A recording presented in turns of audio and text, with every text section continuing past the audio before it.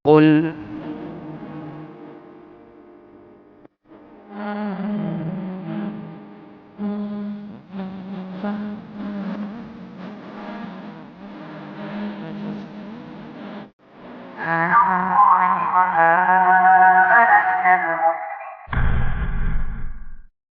Bismillahirrahmanirrahim. Assalamualaikum warahmatullahi wabarakatuh.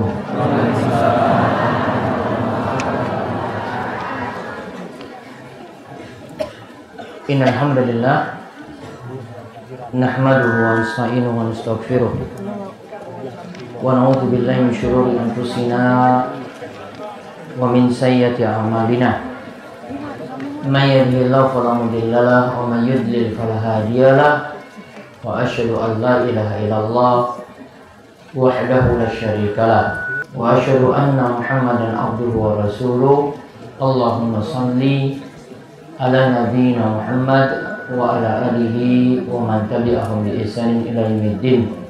Allahumma inna na'udzubika min zawali ni'matik wa tahawuli afiyatik wa fujaati niqmatik wa jami'i sakhatik.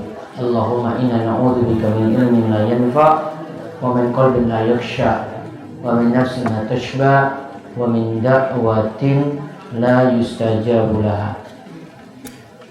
Alhamdulillah, segala puji kita panjatkan kepada Allah Subhanahu wa taala yang memiliki nama dan sifat yang sempurna. Kita bersyukur begitu banyak nikmat yang telah Allah anugerahkan kepada kita sekalian, sehingga di kesempatan malam hari ini pada pengawasan rutin malam Kamis kita semuanya berada dalam keadaan sehat walafiat, diberi keluangan waktu dan juga diberi umur yang panjang oleh Allah Subhanahu wa taala. Mugi-mugi kita selamat dari kerugian, dari orang-orang yang merugi, yang dikatakan oleh Nabi SAW, nikmatani makbunun fihima katsirun minan nas as-sihha wal farah. Ada dua nikmat yang dimana banyak orang yang makbun. Makbun itu kalau dalam istilah dunia jual beli, dalam pembahasan fikih muamalah, makbun itu berasal dari kata goban. Goban itu orang yang tertipu karena tidak beresnya penjual ketika menjual barang. Pembeli itu merasa rugi. Salah satu bentuk aib atau rugi yang dia dapati itu disebut dengan goban.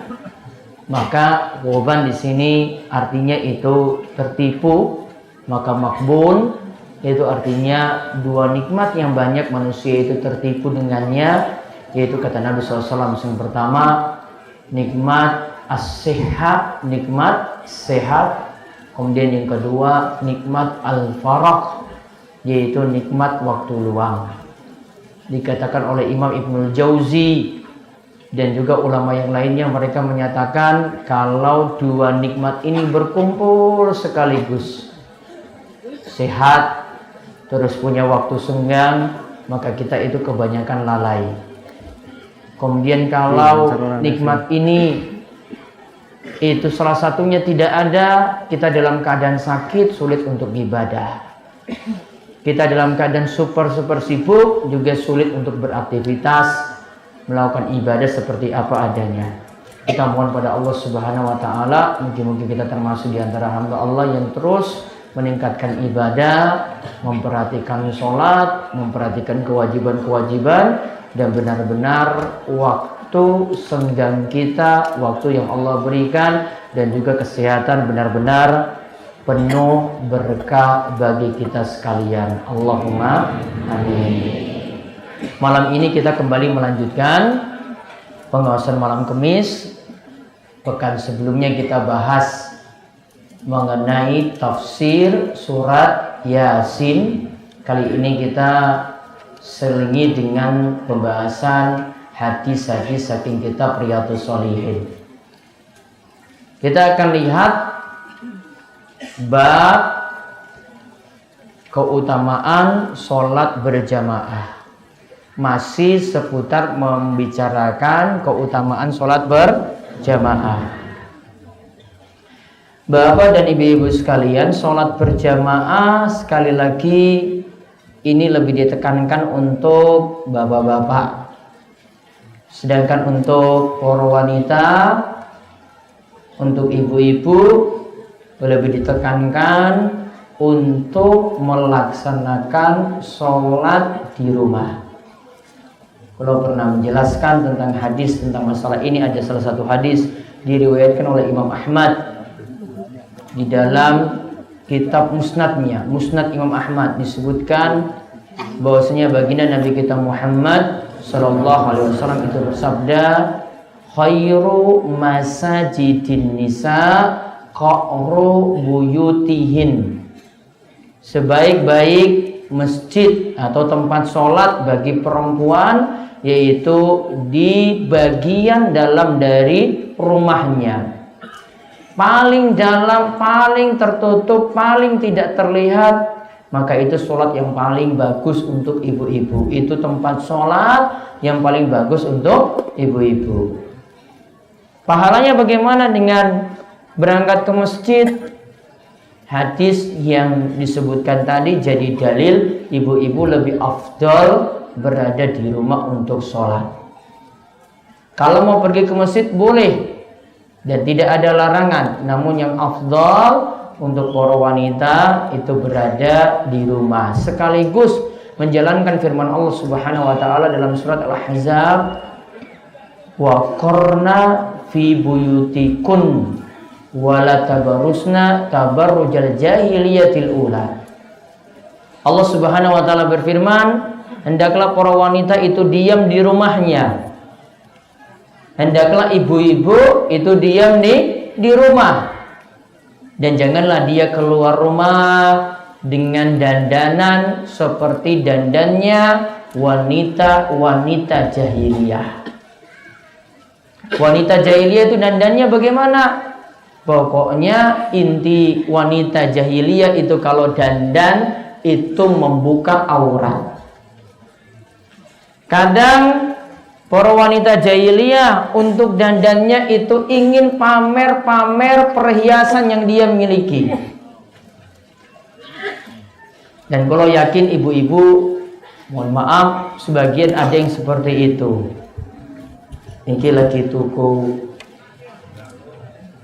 kalung anyar, wis nganggo jilbab ini. Namun biar orang tahu ini punya kalung, jilbabnya yang diikat ke atas gini, ha. Biar tahu nih iki lo anyar 22 karat, dibeli kontan tunai, ya mungkin orang utang, ya. Ini dandanan seperti dandannya wanita jahiliyah, pamer-pamer perhiasan, pamer-pamer auratnya. Ya, wanita jahiliyah seperti itu. Nah, ini diingatkan dalam ayat ini. Dua hal diingatkan dari ayat yang kami sebut tadi. Yang pertama, wanita diperintahkan diam di rumah. Yang kedua, wanita kalau keluar rumah diperintahkan untuk tutup aurat, tidak boleh menampakkan perhiasan, tidak boleh menampakkan aurat. Aurat para wanita apa ibu-ibu? Ya, aurat wanita yang wajib ditutup yang mana? Seluruh tubuh? Nggih. Kecuali wajah kalian, telapak tangan. Berarti wajahnya boleh dibuka? Boleh. Telapak tangan? Boleh. Ini menurut jumhur atau mayoritas para ulama. Namun sebagian ulama termasuk nas atau perkataan yang disebutkan oleh ulama Syafi'iyah, mereka rinci jadi dua untuk aurat ibu-ibu. Perhatikan, disebutkan oleh Syekh Salim Al-Hadrami dalam kitabnya Matan Safinatin Najah. Beliau rinci aurat wanita itu ada dua. Yang pertama aurat dalam sholat, fi sholah, yaitu kata beliau jami'u badaniha masiwa al-wajh wal kaffain. Kata Imam Syekh Salim Al-Hadrami, beliau katakan aurat para wanita itu seluruh tubuhnya dalam sholat kecuali wajah kalian telapak tangan.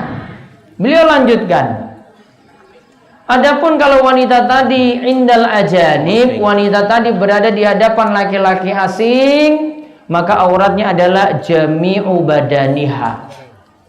Auratnya itu adalah seluruh tubuhnya. Imam Nawawi Al-Bantani mengatakan dalam kitabnya Kashifatus Saja, beliau itu mengatakan hatta al-wajh wal kaffain. Auratnya yang wajib ditutup juga itu adalah wajah dan telapak tangan. Kalau ada di depan laki-laki asing, yaitu yang bukan mahram, maka wajah dan tangannya juga wajib ditutup. Ini saya ingin cuma menyebutkan, sebagian ulama itu berpendapat berbeda dengan yang umumnya kita tahu, yaitu mereka perintahkan seluruh tubuh itu ditutup sampai wajah dan telapak tangan. Kalau pakai dalil logika gampang. Kira-kira bapak-bapak atau yang nom-nom ini, sing lanang-lanang, lebih naksir kaki perempuan atau muka perempuan? Naksir dengan sikile apa wajahnya? Kabeh kok.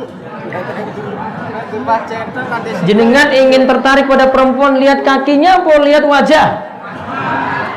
Berarti mana yang lebih pantas untuk ditutup, sikile apa wajah? Logikanya gampang, iya toh? Karena wanita itu yang dinaksir itu wajahnya, bukan kakinya. Padahal kakinya disuruh tutup. Masa kakinya disuruh tutup, wajahnya disuruh buka? Harusnya terbalik. Wong saya nggak naksir kakinya kok. Ya, saya ingin lihat wajahnya. Nah, ini dalil logika saja dari ulama-ulama seperti tadi saya sebutkan dari pendapat Syekh Salim Al-Hadrami, salah seorang ulama Syafi'iyah. Ini ulama Syafi'iyah belakangan. Juga dari pendapat mazhab Hambali yang ada di kerajaan Saudi Arabia. Intinya balik ke masalah sholat untuk perempuan, makin tertutup itu makin bagus. Makin tertutup makin bagus. Walaupun jenengan mendengar dalil seperti yang kita sebutkan pada pertemuan sebelumnya, sholat wanita itu lebih utama, sholat berjamaah lebih utama 27 derajat. Kata Imam Ibnu Hajar, Imam Ibnu Rajab Al-Hambali, mereka menyatakan itu cuma berlaku bagi laki-laki. Bagi perempuan afdolnya sholatnya itu adalah di rumah. Paham nggih ibu-ibu nggih? Namun bukan larangan ibu-ibu untuk sholat berjamaah di masjid. Monggo silakan berjamaah di masjid. Apalagi para suami itu biasanya malas-malas. Iya betul.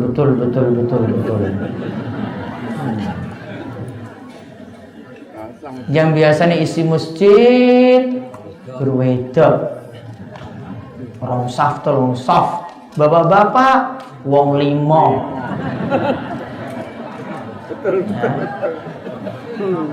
Sing azan iqomah satu, imam satu, marbotnya satu, wong telu kadang, sisanya belakang.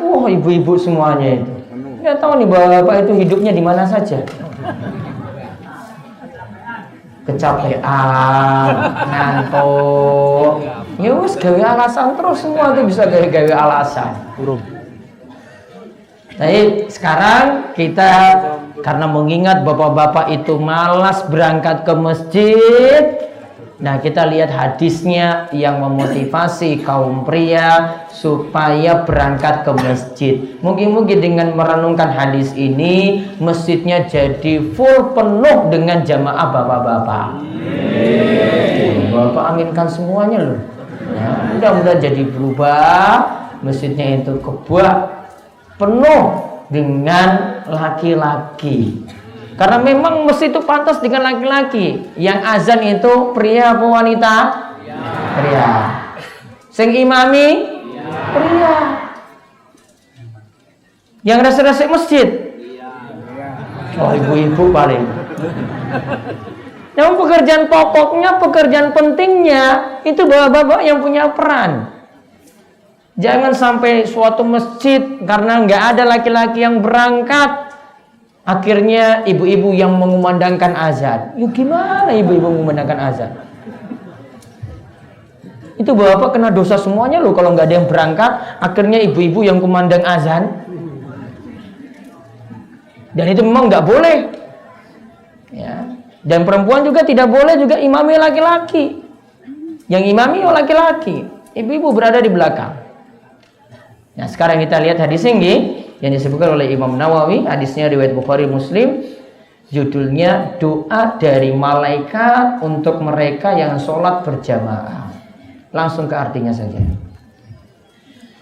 Dari Abu Hurairah radhiyallahu anhu, ia berkata, Rasulullah shallallahu alaihi wasallam bersabda, sholat seseorang dalam jamaah akan dilipat gandakan dari sholatnya di rumah dan di pasarnya sebesar 25 kali lipat.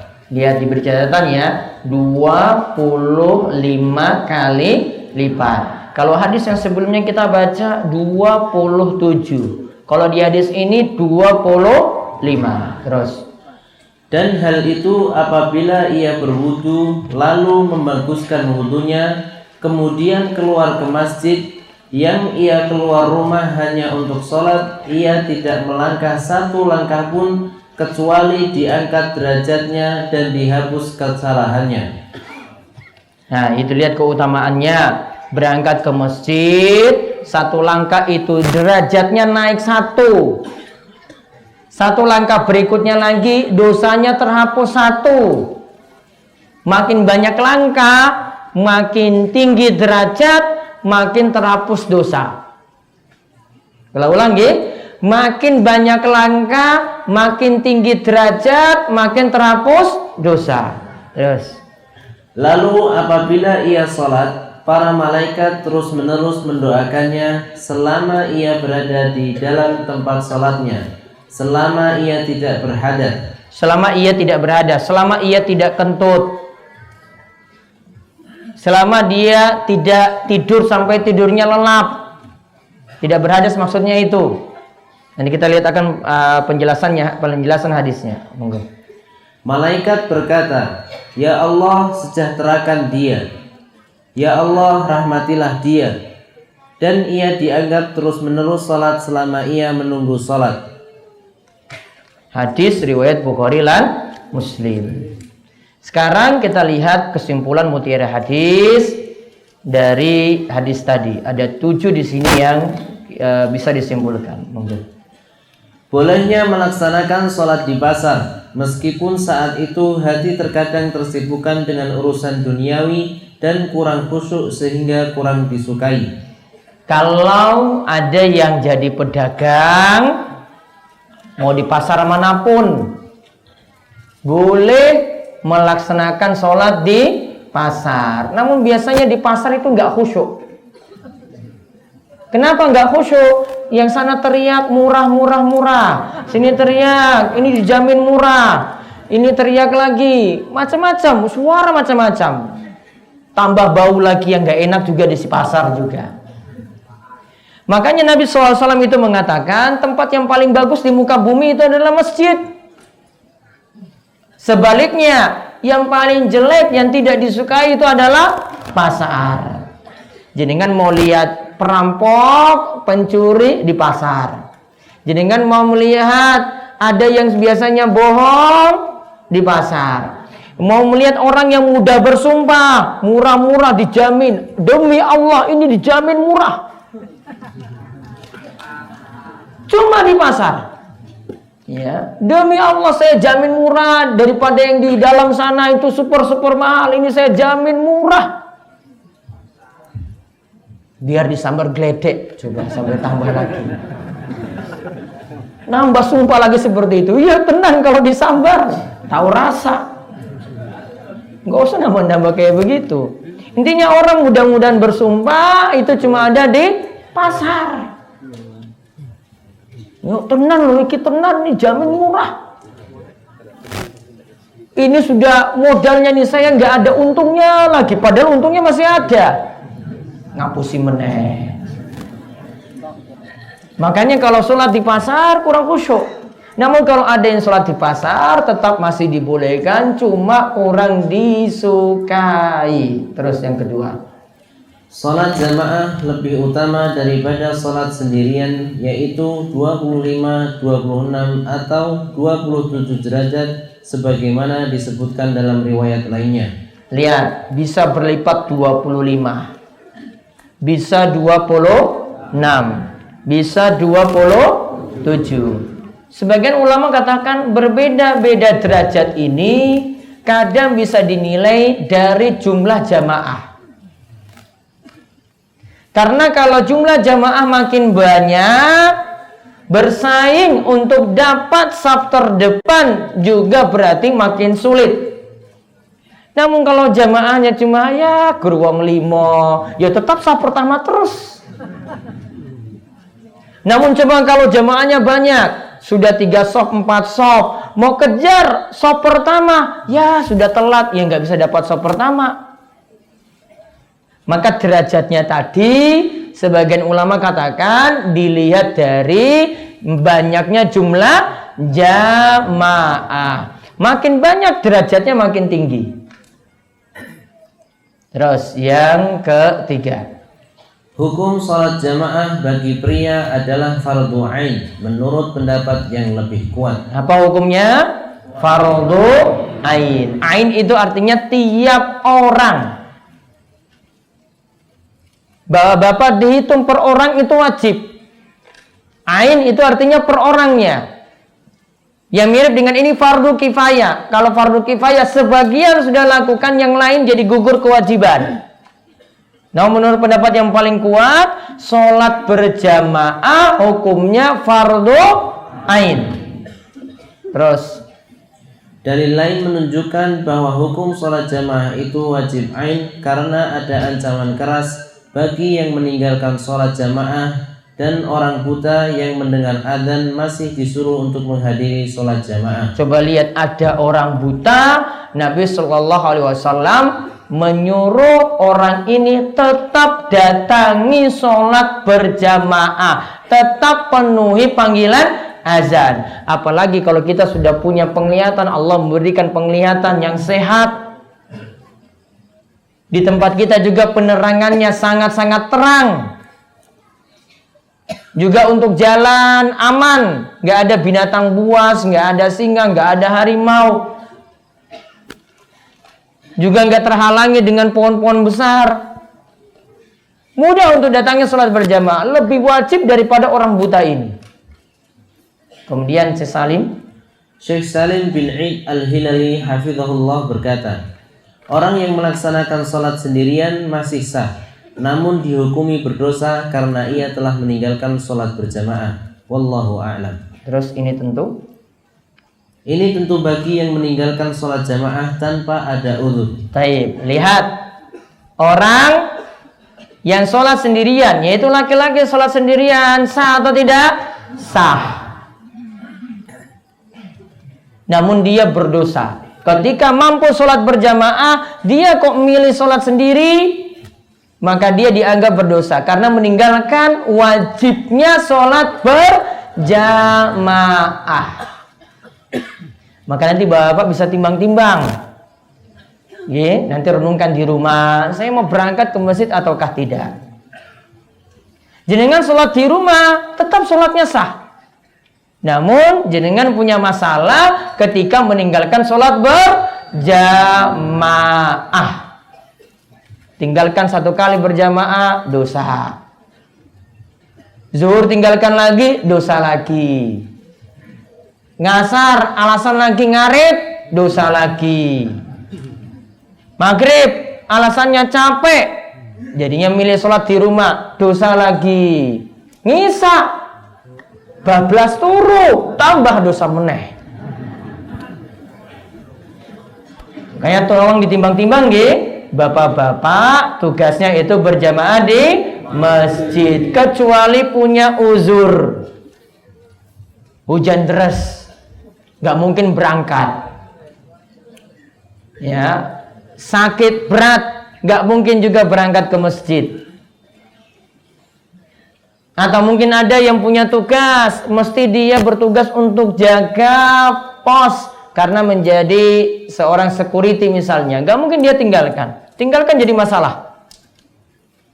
Ini uzur yang membuat orang boleh meninggalkan sholat berjamaah. Namun kalau tidak ada uzur, tetap berusaha sekuat mungkin untuk sholat berjamaah. Terus, niat yang membuat seseorang pergi keluar hingga menunggu sholat dinilai berpahala. Jika seseorang keluar rumah tidak berniat untuk sholat, tentu tidak mendapat pahala seperti itu. Jadi lihat, tadi dia berwudu, memperbagus wudunya. Kemudian dia pergi ke masjid, niatannya hanya untuk sholat. Berarti pakai niat. Dari rumah niatnya untuk melaksanakan sholat di masjid. Di sini dikatakan memperbagus wudu. Memperbagus wudu. Kapan disebut memperbagus wudu? Yaitu wudunya mengikuti tuntunan Nabi kita Muhammad sallallahu alaihi wasallam.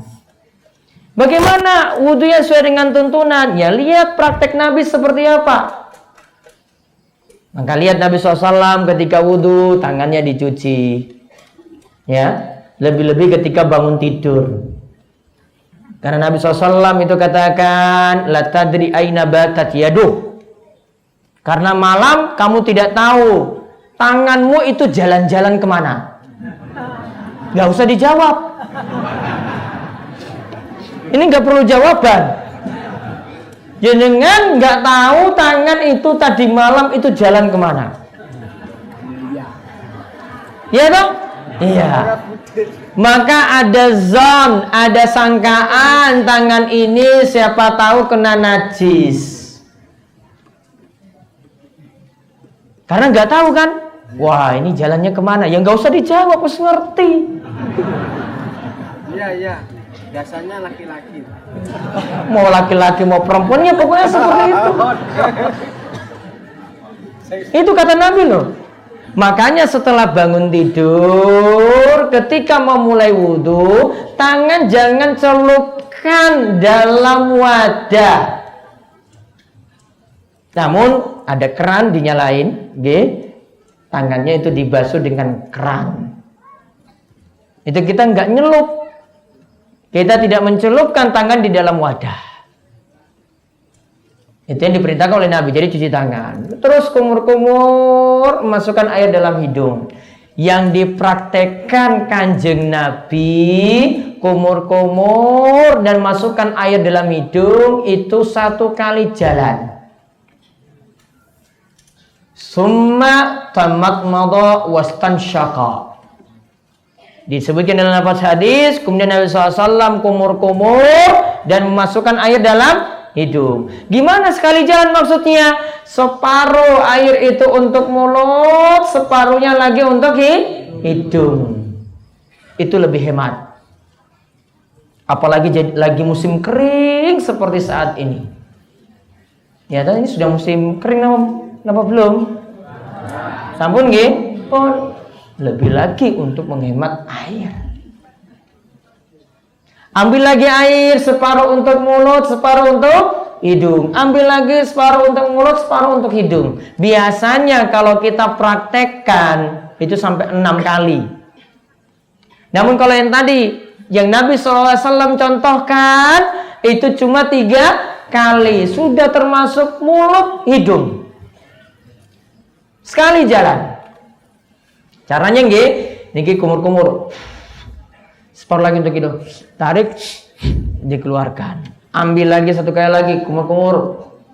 Separuh untuk hidung, separuh untuk mulut, separuh tarik lagi untuk hidung. Dikeluarkan. Ulang sampai 3 kali. Lalu basuh muka, basuh wajah, ambil air, muka, ingat muka yang dimaksud. Ini tempat tumbuh rambut normal. Karena ada rambut yang tumbuh nggak normal di sini. Sini kosong.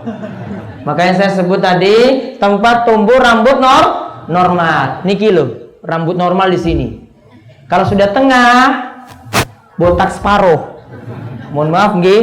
Nah, ini mulai dari depan. Sampai lihat ini turun sampai telinga ini loh, batas telinga dan muka. Ini batas. Turun sampai di bawah ini. Dagu, jenggot ini masuk. Ambil air basuh muka. 1. Ambil air lagi, 2. Ambil air lagi, 3. Kalau airnya nggak cukup 3 kali, boleh 1 kali. Yang penting jamin seluruh muka itu terbasuh dengan air. Bon?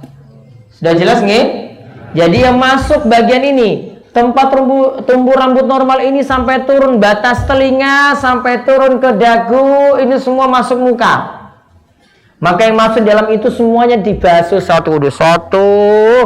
Ambil air lagi 2. Ambil air lagi 3. Kemudian sekarang basuh tangan sampai siku. Lihat siku. Ya.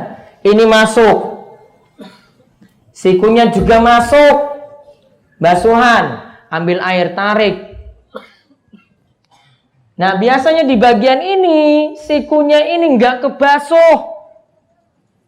Wudunya jadi kurang. Basuh tangan kanan dulu rampung. 1, 2, terus 3. Terus tangan kiri lagi rampung. 1, 2, terus 3. Ada yang praktekkan 1, 2, 1, 2, 1, 2. Wonten? Sah. Itu tetap sah. Kanan, kiri, kanan, kiri, kanan, kiri. Mungkin mau sambil olahraga.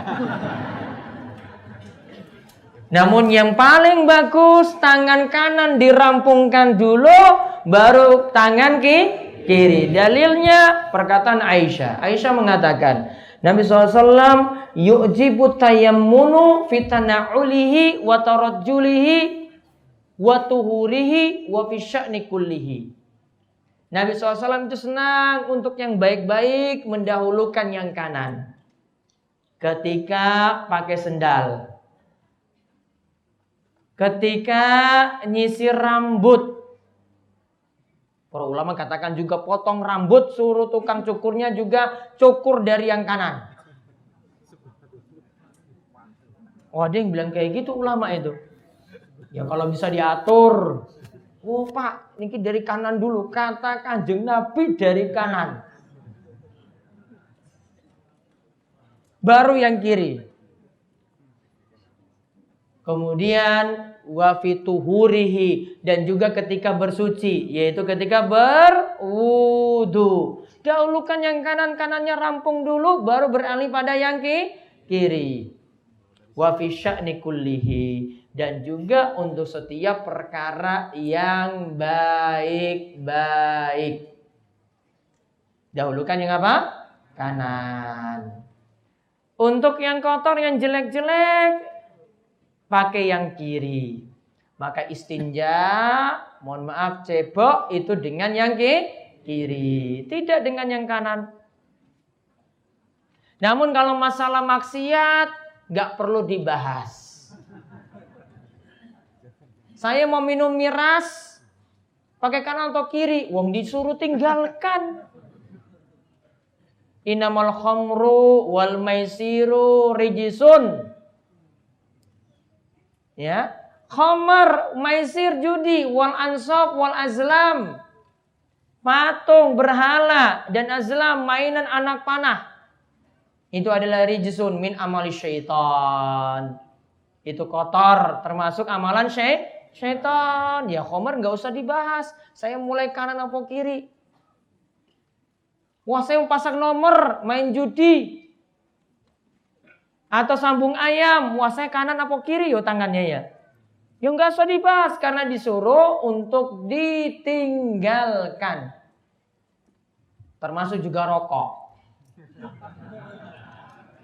Termasuk apa Bapak? Rokok. Saya nggak akan bahas itu. Nggak usah ada pertanyaan nanti muncul, Pak Ustadz, baiknya ini kalau pas rokok itu tangan kanan apa kiri? Perlu dibahas nggak? Nggak perlu. Rokok itu ditinggalkan kok. Apa dalilnya rokok ditinggalkan? Dalilnya pada bungkus rokok. Rokok itu membunuhmu. Jangan-jangan jenengan pura-pura jadi buta huruf. Banyak yang buta huruf itu kan. Banyak yang Rokok itu membunuhmu. Wes jelas, saya nggak usah pakai dalil-dalil, capek. Orang yang merokok itu ngeyelnya bukan main. Ini men sadar loh ibu-ibu nggih. Iya. mantap. Oke. Alhamdulillah pas pengawasan tuh nggak ngerokok di sini. Dan saya itu nggak senang kalau masuk pengajian jenengan ngundang saya terus ada asap rokok di dalam. Wah itu saya nggak mau masuk. Malaikat juga nggak akan masuk di situ. Pun tadi sampai mana wudu? Tangan sampai siku. Rampungkan kanan dulu, kemudian yang kiri.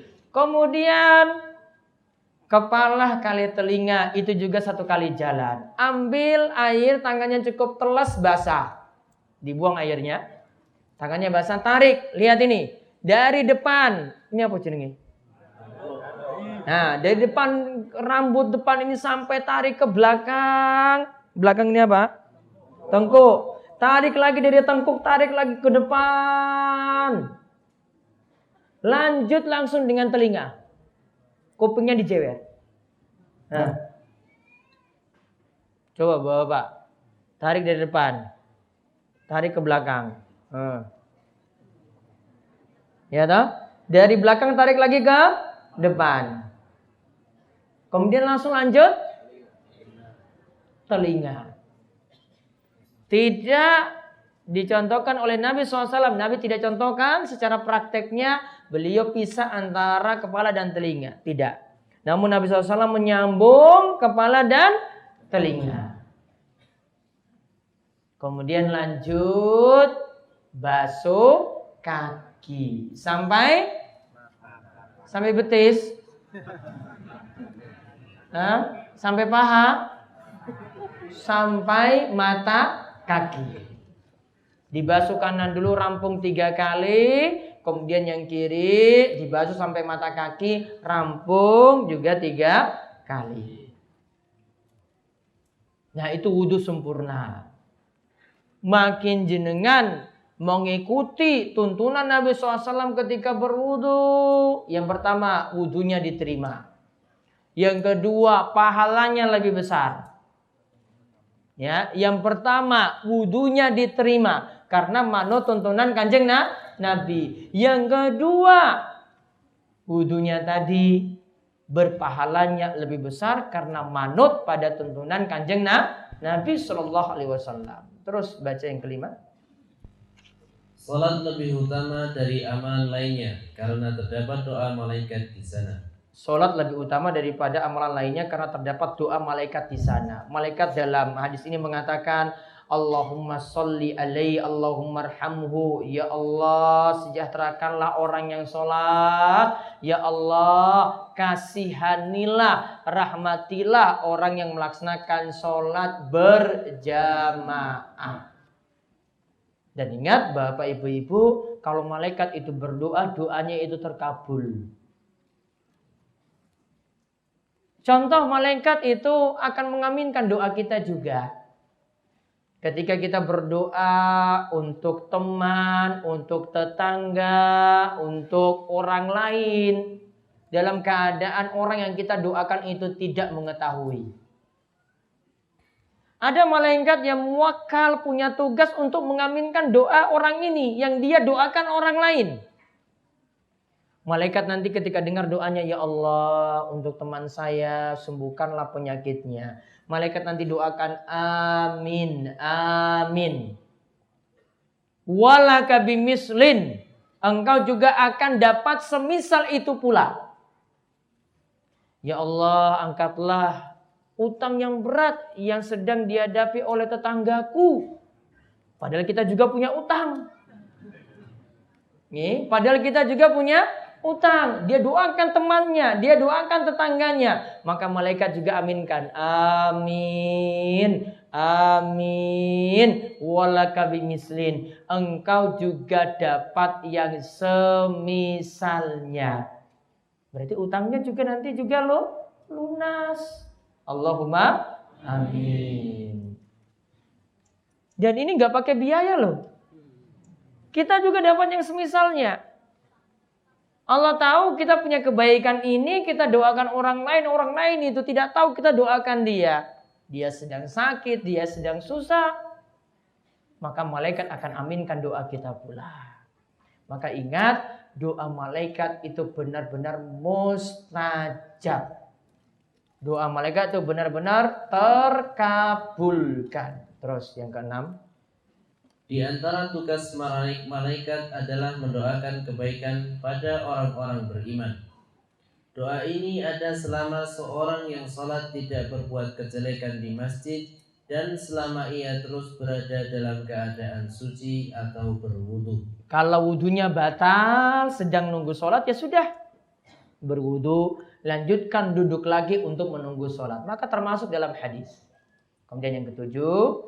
Hadis ini menunjukkan keutamaan menunggu sholat. Syekh Muhammad bin Shalih Al-Utsaimin rahimahullah berkata, jika seseorang menunggu sholat dalam waktu yang lama, setelah sebelumnya melakukan sholat tahiyatul masjid dan berdiam setelah itu, maka akan dihitung pahala sholat. Baik. Jadi ini juga menunjukkan keutamaan menunggu sholat. Kita nunggu iki wis azan, kita datang lebih dulu ke masjid, nunggu 15 menit sampai iqamah berkumandang, sudah dihitung kita berada di dalam sholat. Nah, kemudian yang terakhir di sini dibahas fadilah sholat berjamaah. Satu, sholat jamaah lebih utama dari sholat sendirian sebanyak 27 kali atau derajat. Dua, Allah akan melindungi orang yang melaksanakan sholat jamaah dari gangguan setan. Karena setan itu biasanya ganggu orang yang sendirian. Namun kalau berjamaah bareng-bareng, setan sulit ganggu. Jadi setan itu pengecut sebenarnya. Dia nggak berani kalau sendirian. Maaf, dia nggak berani kalau orang itu banyak. Namun kalau single, 1 lawan 1, berani. Namun kalau dia lihat orang banyak, dia nggak berani. Maka dia diam-diam ganggu orang yang biasanya sendirian. Maka inilah keuntungannya sholat berjamaah. Sulit diganggu setan. Makanya kalau bapak sholat sendirian di rumah itu biasanya nggak khusyuk. Khusyuknya ketika di mana? Di masjid. Karena di masjid peluang setan ganggu itu sedikit. Kecuali kalau di rumah juga nggak konsen, di masjid juga nggak konsen, ya berarti memang orangnya masalah. Kemudian yang ketiga, keutamaan sholat jamaah semakin bertambah dengan semakin bertambahnya jamaah. Yang keempat, orang yang jaga sholat jamaah nggak pernah putus selama 40 hari. Berapa sholat berarti?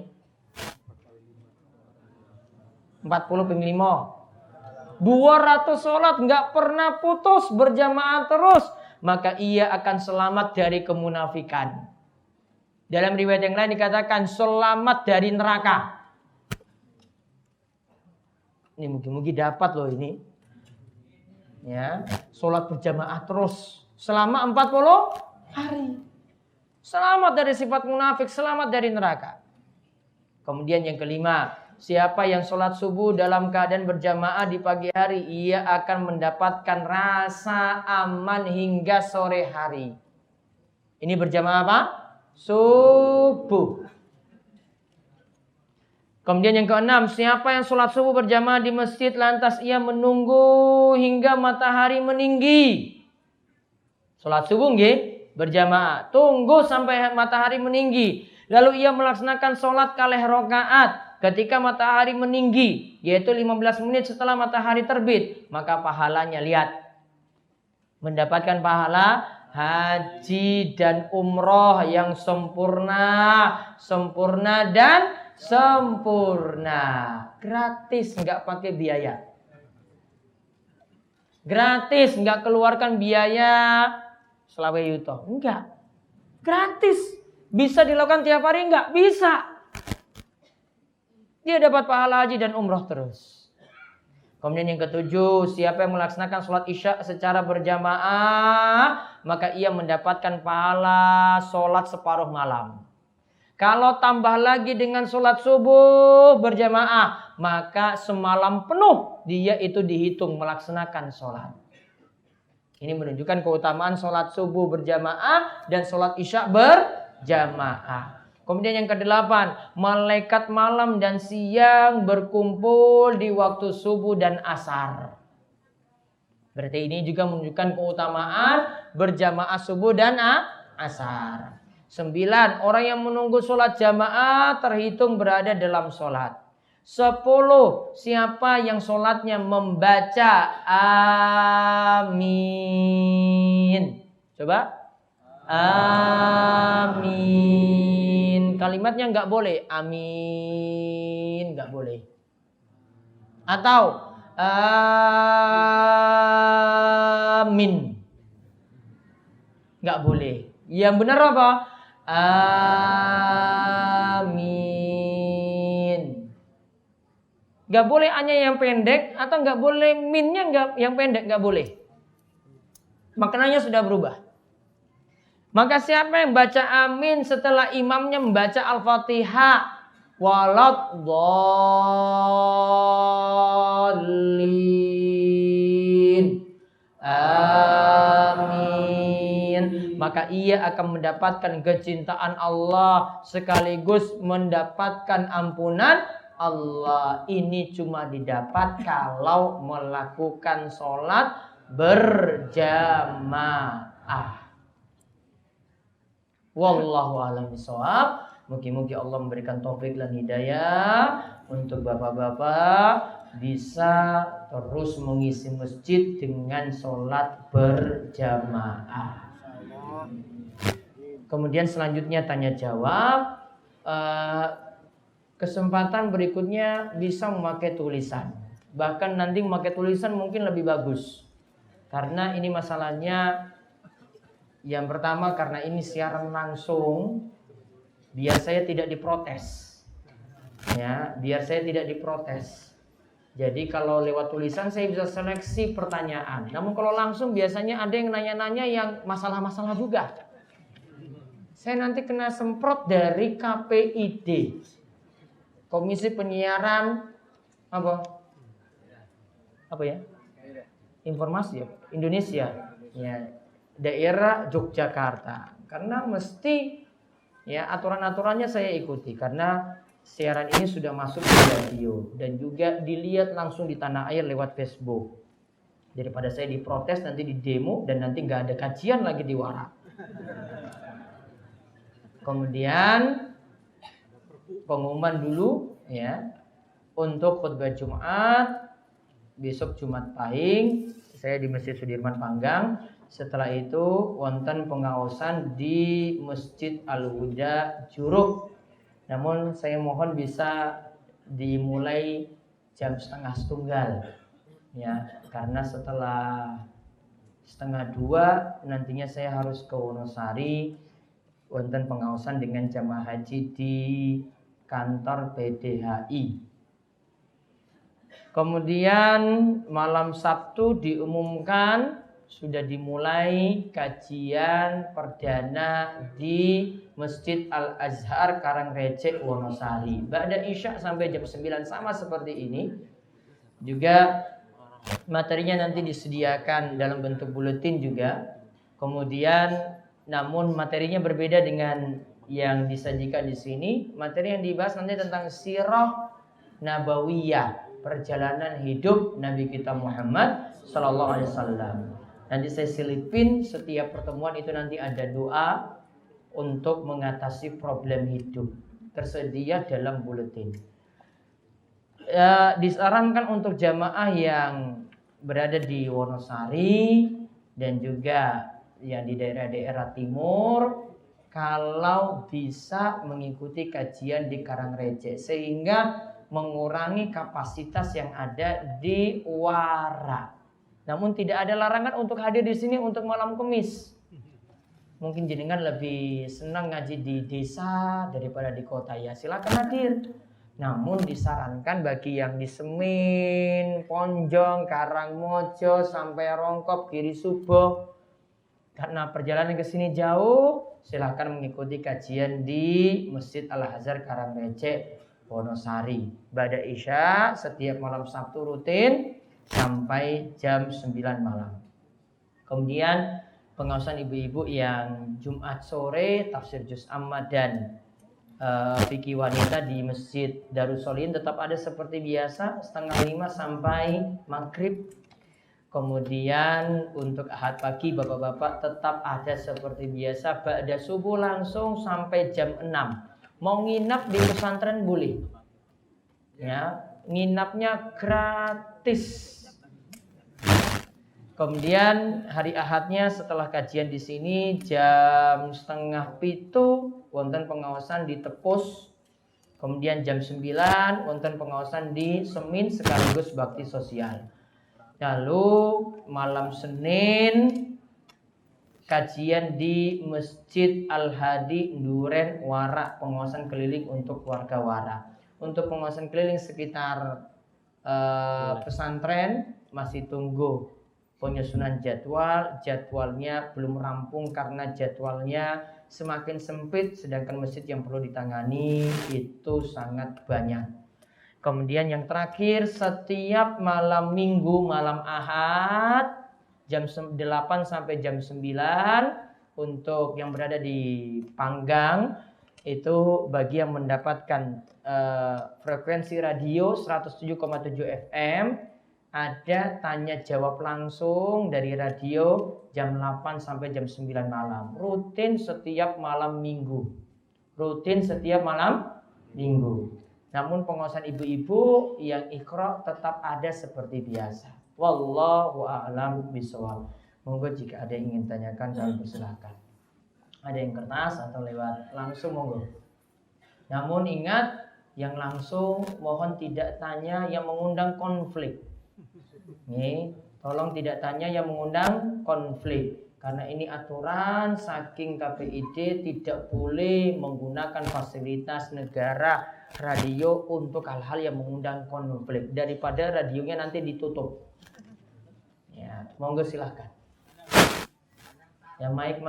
Ibu-ibu wonten?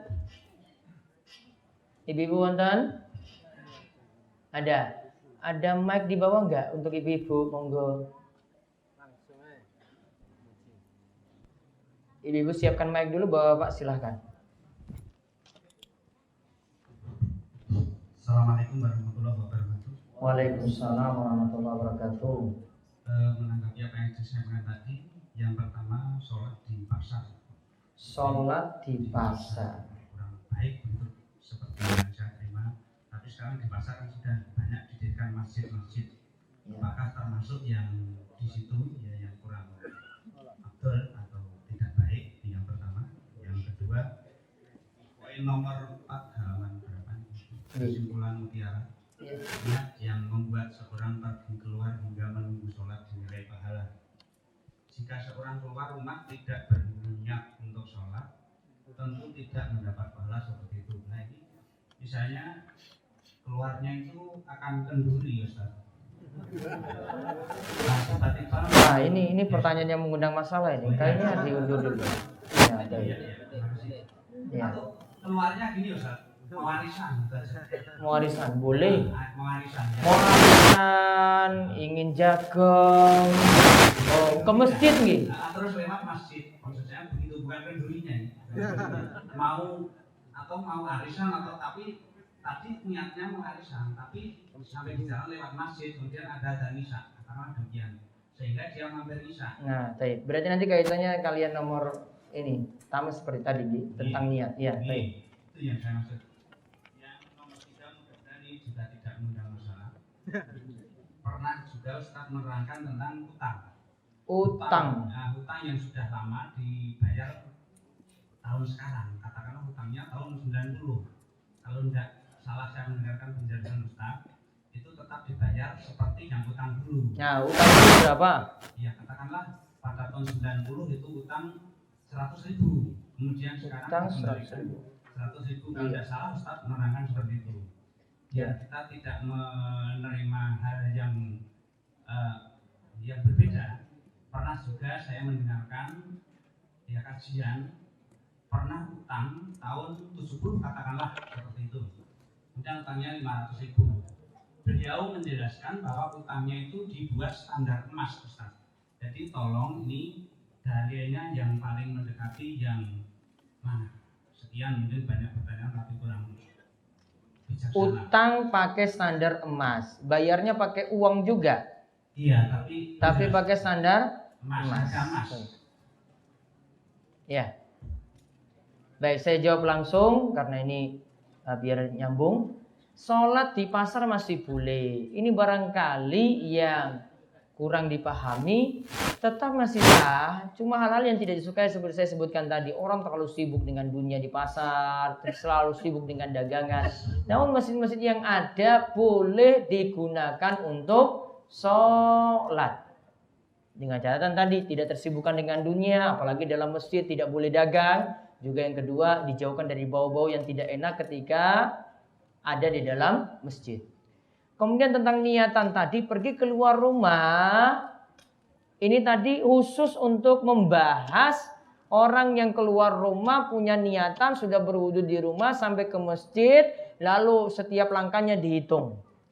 Namun setiap amalan kebaikan apapun. Ya, amalan kebaikan apapun dari niat itu sudah dihitung pahala. Kata Nabi SAW, man hamma bihasanatin fa'amilaha. Siapa yang berniat untuk melakukan suatu kebaikan, lantas dia lakukan kebaikan tadi, maka minimal dia dapat 10 kebaikan yang semisal. Bahkan bisa dilipat gandakan kata Nabi SAW, ila sab'i mi'ati dhu'fin ila ad'afin katsiratin. Bahkan bisa dilipat sampai 700 kali lipat kebaikannya. Bahkan bisa lebih daripada itu. Jadi kalau niatannya selama itu amalan baik, maka itu mendapatkan pahala. Nah tadi niatannya, ini sekarang waktu misa, saya mampir ke masjid atau tidak? Padahal saya niatkan untuk arisan. Maka tetap juga dihitung pahala. Tetap juga dihitung pahala. Sekarang utang sudah lama. Dari tahun 1990 100.000. Kalau ini utangnya 100.000 di masa silam, yang jelas memang nilainya agak berbeda untuk saat ini. Pasti jadi mahal kalau sekarang. Ya nggih? Pasti jadi mahal. Namun dikarenakan di sini aturan dalam utang itu sifatnya menolong, maka selama perubahan nilainya tidak terlalu besar. Ya paling cuma beda 100.000 sekarang dengan yang dulu itu jadi berapa? Paling cuma sedikit bedanya. Maka tetap dibayar 100.000 juga. Kecuali uang tadi menjadi perubahan nilainya sangat drastis berubah. 100.000 dulu, sekarang nilainya itu jadi 1 miliar. 100.000 jadi 1 miliar. Wah, ini sudah sangat-sangat jauh sekali. Nah, maka ini baru memperhatikan nilai uang saat ini. Itu kalau terjadi perubahan nilai yang sangat-sangat jauh. Namun kalau kecil saja tetap dibayar seperti apa adanya. Berlaku kaidah utang dikembalikan dengan yang semisal, tidak boleh ditambah. Lalu utang pakai standar emas. Sekarang utang kembalikan nanti tahun depan dengan nilai emas untuk tahun depan. Sekarang nilai emasnya, utangnya ini sama dengan emas 10 gram. Maka tahun depan kembalikan juga senilai emas 10 gram. Ini masuk riba. Karena nilai emas selalu bertambah. Dia tidak mau kena rugi. Sifat riba itu nggak mau kena rugi. Pingin dapat untung terus. Ini termasuk dalam transaksi riba. Jadi uang dibayar dengan uang itu lebih aman. Kalau ada perbedaan nilai dengan uang rupiah mau diganti dengan uang dolar, pakai nilai saat ini. Wallahu a'lam bishawab. Saya sambil jawab, mohon diterangkan lagi tentang etika makan dan minum. Karena di lingkungan saya masih ditemui makan dan minum sering menggunakan tangan kiri. Nabi SAW mengatakan setan itu biasanya nikmati makan minum pakai tangan kiri. Kita diperintahkan nikmati makan dan minum dengan tangan kanan. Seperti juga jenengan kalau mau nikmati minuman ini pakai tangan kanan. Kalau tidak meniru sifatnya setan. Itu sudah jadi dalil untuk hal ini. Bagaimana hukumnya kalau pemancingan dengan sistem umbuk? Apa ini maksudnya? Borong? Gimana? Urunan. Terus? Oh, ini sudah ada ikan. Urunan beli ikan tadi. Kemudian dimasukkan lagi. Yang pertama kurang kerjaan.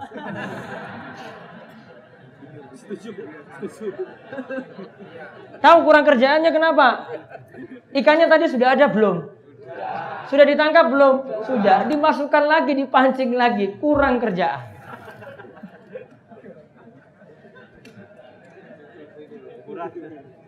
Yang kedua, mancing lagi, tambah habiskan waktu lagi. Nunggu. Padahal tadi sama-sama ingin dapat ikan, no?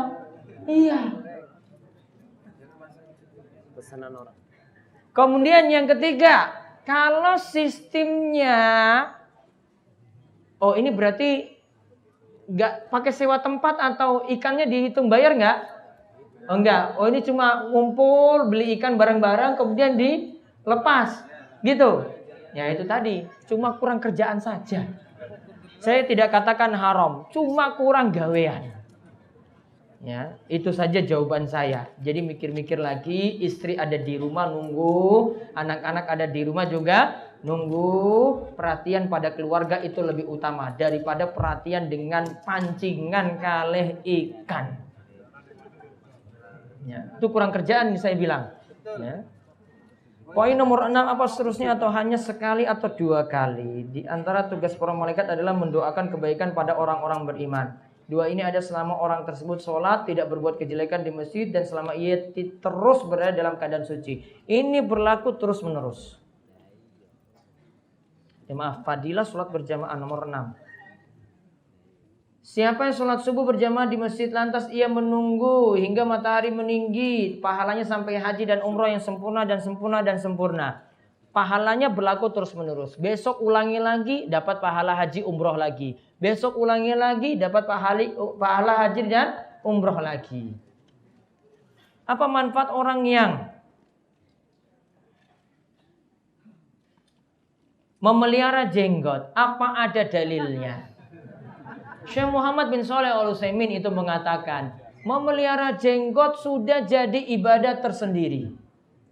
Memelihara jenggot sudah menjadi ibadah tersendiri dan itu sudah bernilai pahala. Saya bacakan di sini fatwanya. Qala Syekh Muhammad bin Shalih Al-Utsaimin, al-lihyatu la raiba anna ifa'aha ibadatun. Jenggot tidak diragukan lagi, memeliharanya jadi ibadah tersendiri. Li'anna Nabi sallallahu alaihi wasallam umira bihi, karena Nabi sallallahu alaihi wasallam memerintahkan untuk memelihara jenggot. Bahwa ibadatun yuqarribu bihal insanu ila rabbih. Itu adalah ibadah yang mendekatkan diri seorang kepada Allah Subhanahu wa taala. Ada ibu-ibu sudah pegang mic? Oke, monggo. Assalamualaikum warahmatullahi wabarakatuh. Waalaikumsalam warahmatullahi wabarakatuh.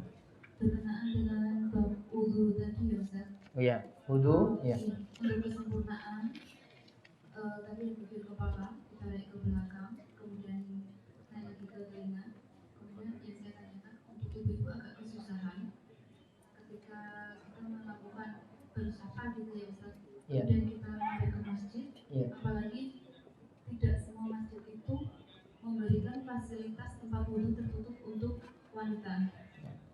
Itu kemudian pertanyaan saya bagaimana wudu untuk ibu-ibu yang keluar safar gitu ya, Taib. Ada lagi? Jadi pertanyaan saya, bagaimana untuk kami kaum wanita yang ingin menyempurnakan wudu ketika kondisi safar? Oke. Ada lagi ibu-ibu?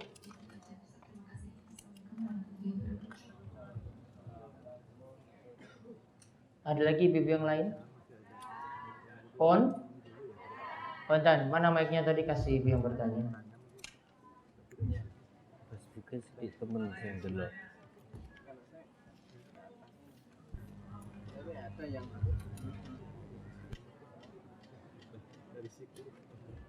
Lagi 12 serbuan.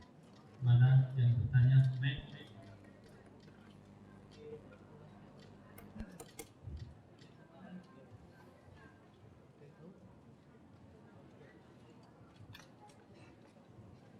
Assalamualaikum warahmatullahi wabarakatuh. Waalaikumsalam Ini tetap mungkin lu. Terima kasih. Kita mau tanya, tadi untuk perempuan itu lebih afdal untuk sholat di dalam rumah. Iya. Kejadiannya begini, Ustaz. Apabila perempuan tadi ingin melaksanakan ibadah haji atau umroh, apakah sholat yang paling afdal tetap di Makkah atau di Masjidil Haram yang notabene pahalanya lipat kali 10.000 dibanding sholat berjamaah? Baik. Terima kasih. Ya. Baik. Tadi tanya apa? Gih. Monggo, Pak. Konten mic. Ada lagi ibu ya?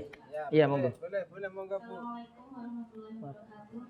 Waalaikumsalam warahmatullahi wabarakatuh. Tadi berkaitan dengan wudu, Pak, pertanyaan saya, apakah wudu itu harus dilakukan 3 kali? Karena dulu ketika saya praktek wudu di SMA ini, dari sekian murid satu kelas itu 3 kali semua kecuali 1 anak, tapi malah guru saya itu berkata seperti membetulkan yang cuma 1 kali. Baik. Ya. Kemudian juga seperti yang tadi untuk untuk yang kepala sampai telinga itu, nanti kalau airnya itu dibuang dulu, apakah telinganya nanti ikut kepesan atau tidak kalau airnya Baik. sudah habis?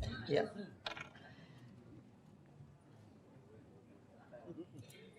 Baik, saya jawab singkat-singkat. Mbak, monggo, Pak. Singkat mawon. Nggih, langsung mawon nggih. Nggih. Nggih, niki nek jinten masjid niku ingkang sampurna niku wudu riyen ten omah napa ten masjid bisa. Nggih, terus Lah nggih, terus ping pindhone nggih terang mawon transparan boten ada ngaring-ngaring. iya terus. Kula riyen ten SMP boten ada padasan. Nek wudu ten ceret. Aja ten ceret enten pantan to niku. Nggih. Niku ki maksude sah apa pripun? Pun matur niku mawon. Iya. Assalamualaikum warahmatullahi wabarakatuh. Wudunya di rumah apa di masjid? Bagusnya di rumah, biar hemat air masjid. Yang kedua, tadi wudunya pakai ceret tadi sah. Pun? Iya pun, ya wes. Kemudian Ibu-ibu ketika berada di luar, ini mau di safar atau kita seperti tempat seperti ini, saran saya yang pertama, mohon bisa cari masjid yang ada tempat wudhu yang tertutup. Kalau enggak, cari masjid yang sudah ada toilet. Jadi nanti wudhu di tempat yang tertutup atau wudhu langsung di toilet. Dan wudhu di toilet boleh. Saran saya seperti itu. Saya tidak sarankan jenengan ambil wudhu di luar. Karena nanti tetap akan menyingkap aurat. Ya, nanti akan menyingkap apa? Aurat. Tangan ini pasti nanti akan dibuka. Taruhlah kepala dan telinga tadi itu kita bisa basuh dengan tangan itu masuk dalam jilbab. Atau bisa juga jilbabnya cuma diusap saja. Yang ini tetap terbuka. Tangan tetap terbuka. Maka saran saya tetap cari tempat tertutup untuk wudhu. Kemudian lebih afdal mana? Sholat di rumah, yaitu mungkin maksudnya tempat penginapan ketika umroh atau haji atau berangkat ke Masjidil Haram. Ibu tinggal pilih saja yang mana. Karena ibu tetap milih di hotel atau tempat penginapan pun pahalanya sama. Tetap bisa mendapatkan pahala sholat 100.000 kali ketika di Masjidil Haram atau 1000 kali ketika berada di Masjid Nabawi. Jadi jenengan mau pilih di hotel tempat penginapan atau berangkat ke Masjid Nabawi atau Masjidil Haram, pahalanya sama. Kemudian apakah wudhu itu harus 3 kali 3 kali? 1 kali boleh ataukah tidak? Boleh. Jadi guru tadi yang membenarkan wudhu 1 kali basuhan juga benar dalam hal itu dan tetap sah. Tadi basuh telinga, kalau telinga tadi kita airnya dibuang, kan tadi ini usap kepala dari depan ke belakang, tarik lagi ke depan, gitu, terus lanjut ke telinga. Tangan cuma disyaratkan mengusap. Makanya kalimatnya dalam ayat Quran cuma mashu. Mashu. Mashu itu artinya mengusap, tangannya cukup basah. Di sini ini nggak disyaratkan telinga seluruhnya basah, enggak. Tangannya yang cukup basah. Airnya cuma yang sisa-sisa ini cuma nempel di telinga saja sudah cukup. Tidak diminta untuk dialirkan air. Kalau dialirkan air nanti jadinya keramas. Kita nggak keramas di sini. Cuma disuruh mengusap kepala. Dan cuma dikatakan mengusap kepala, bukan mengusap rambut. Kalau dikatakan mengusap rambut, ibu-ibu rambutnya panjang sampai ke belakang, diusap semuanya. Namun cuma dinyatakan mengusap kepala. 3 kali atau 1 kali yang sesuai tuntunan untuk kepala kali telinga cukup 1 kali. Seluruh bagian wudhu tadi itu 3 kali 3 kali, sedangkan untuk kepala kali telinga cuma 1 kali. Kemudian ini yang terakhir lewat kertas. Maaf, ini ada yang pertanyaan nggak saya jawab.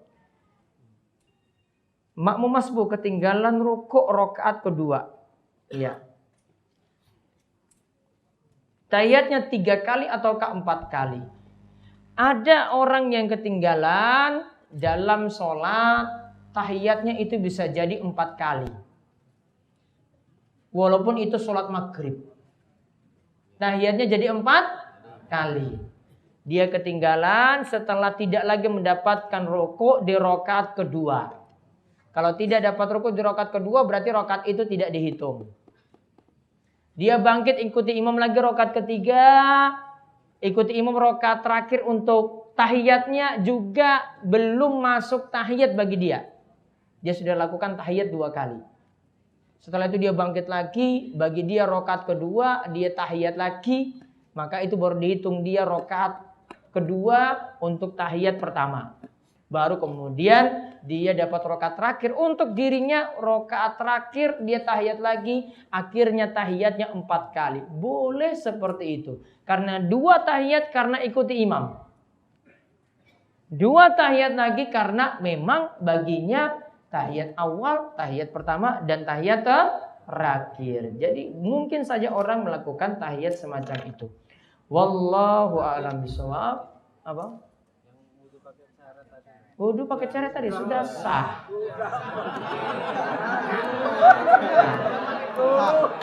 Bon, baik, itu saja. Sekali lagi, pekan depan tetap ada seperti biasa. Diingatkan untuk malam Sabtu yang berada di sekitar Wonosari bisa mengikuti pengawasan di Masjid Al-Azhar Karangreje. Kita tutup kalian doa kepada majelis. Monggo. Subhanallahumma wa bihamdika, asyhadu an la ilaha illa anta, astaghfiruka wa atubu ilaik. Assalamualaikum warahmatullahi wabarakatuh.